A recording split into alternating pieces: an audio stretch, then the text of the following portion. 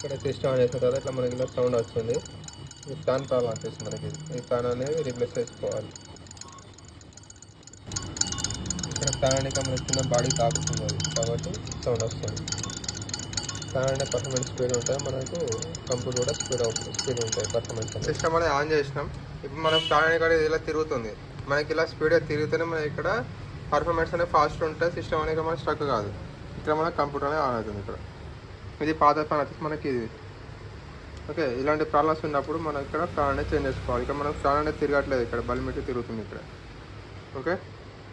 ఇలా ఫ్యాన్ అనేది తిరుగుతూనే మన ఇక్కడ సిస్టమ్ పర్ఫార్మెన్స్ అనేది ఫాస్ట్ ఉంటుంది ఓకే. కంప్యూటర్ కూడా మన డిస్ప్లే అనేది ఆశిస్తుంది